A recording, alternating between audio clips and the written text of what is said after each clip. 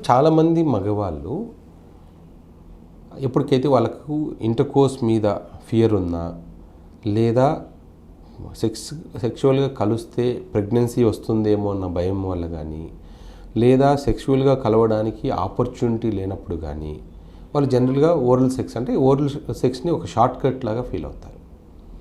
అంటే అది oral sex చేసినప్పుడు ప్రెగ్నెన్సీ రాదు కాబట్టి ఒకటి, రెండోది ఎజాక్యులేషన్ అయిపోతే ఈజీగా అవుతుంది. కొంతమంది చాలామంది ఈ పార్న్ వీడియోస్లో చూసినప్పుడు ఓరల్ సెక్స్ చేస్తే చాలా వాళ్ళ అంటే అక్కడ ఉన్న పార్న్ వీడియోలో ఉన్న యాక్టర్స్ వాళ్ళ ఎక్స్ప్రెషన్ చూసినప్పుడు వాళ్ళకి ఏమనిపిస్తుందంటే అలా ఓరల్ సెక్స్ చేయించుకుంటే నార్మల్ ఇంటర్కోర్స్ కన్నా చాలా ఎక్కువ ప్లెజర్ వస్తుందని చాలామంది ఊహించుకుంటుంటారు. సో కొన్ని సందర్భాల్లో కొంతమందికి అది నిజం కూడా కావచ్చు. ఎందుకంటే కొంతమంది డాక్టర్ గారు నాకు రెగ్యులర్ ఇంటర్కోర్స్ కన్నా ఓరల్ సెక్సే చాలా ఇంట్రెస్ట్ అని అంటుంటారు. సో అది పర్సనల్ చాయిస్.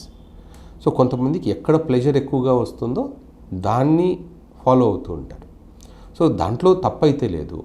కాకపోతే ఓరల్ సెక్స్ వల్ల అంటే చాలామందిలో ఒక అపోహ ఉంటుంది, ఓరల్ సెక్స్ చేస్తే ఏ ప్రమాదము లేదు, ఎటువంటి సెక్షువల్ ఇన్ఫెక్షన్స్ రావు, ప్రెగ్నెన్సీ రాదు అని.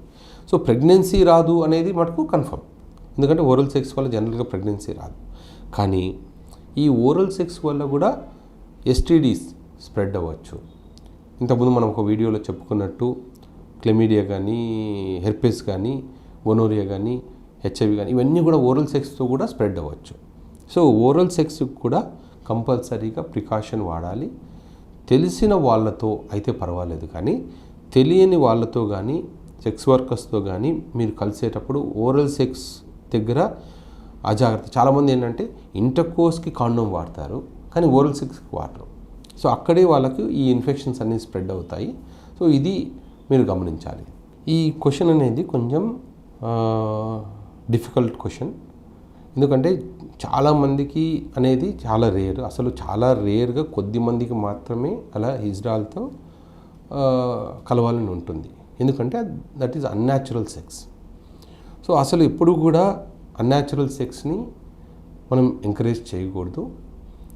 ఎందుకు అంటే అలాంటి చేసినప్పుడు మాత్రం, అండ్ రెండోది అలా చేయాలన్న థాట్ ప్రాసెసే చాలా రాంగ్. మనకు అలాంటి ప్రాసెస్ అంటే థాట్స్ వస్తున్నాయి అంటే హార్మోన్స్లో కానీ సైకలాజికల్గా కానీ ఏదైనా ప్రాబ్లం ఉన్నట్టు అనుకోవాలి. ఎందుకంటే అందరికీ అలాంటి ఫీలింగ్స్ రావు. రెండోది అంటే సేమ్ సెక్స్తో కానీ హిజ్డాల్తో కానీ అలా చెయ్యాలి అనిపించింది అంటేనే మనకు అక్కడ బ్రెయిన్లో అంటే మనకు ఏదైనా కెమికల్ రియాక్షన్స్లో ఉన్న ప్రాబ్లం ఉండాలి, లేదా హార్మోన్స్లో ఉన్న ప్రాబ్లం ఉండాలి. అండ్ రెండోది, సో ఎప్పుడైనా సరే మనం ఓరల్ సెక్స్ కానీ యానల్ సెక్స్ కానీ మనం చేసినప్పుడు ప్రాబ్లమ్స్ ఏంటంటే మెయిన్ మనకు సెక్షువల్లీ ట్రాన్స్మిటెడ్ డిసీజెస్ అనేవి చాలా ఎక్కువగా ఉంటాయి. ఇప్పుడు అవన్నీ కూడా ఈ అన్యాచురల్ సెక్స్లో చాలా ఎక్కువ ఉంటాయి. సో కామన్గా మనకు కనిపించే సెక్షువల్లీ ట్రాన్స్మిటెడ్ ఇన్ఫెక్షన్స్ ఏంటంటే క్లెమిడియా, గొనోరియా, తర్వాత హెర్పెస్ సింప్లెక్స్ వైరస్ కానీ దాంట్లో టూ టైప్స్ ఉంటాయి, టైప్ 1, టైప్ 2. ఒకటేమో ఓరల్ సెక్స్ ద్వారా స్ప్రెడ్ అవుతుంది, అంటే even oral sex, even kissing వల్ల కానీ ఓరల్ సెక్స్ వల్ల కానీ రెండిట్లోనే అది స్ప్రెడ్ అవుతుంది. సో ఇంకొకటి ఏంటంటే ఓన్లీ ఇంటర్కోర్స్ వల్ల స్ప్రెడ్ అవుతుంది. ఇవి కాకుండా హెపటైటిస్ కానీ హెచ్ఐవి కానీ ఇవన్నీ కూడా రిస్క్, ట్రాన్స్మిషన్ రిస్క్ అనేది చాలా ఎక్కువగా ఉంటుంది. సో వీలైనంత వరకు అలాంటివి చేయకూడదు. ఒకవేళ మీకు చాలా ఇష్టంగా ఉండి చేయాల్సి వచ్చినా కూడా కాండోమ్ వాడి, ఈవెన్ ఓరల్ సెక్స్ కూడా కాండోమ్ వాడాల్సి ఉంటుంది. లేకపోతే సెక్షువల్ ఎస్టీడీస్ బారిన పడతారు. జాగ్రత్త.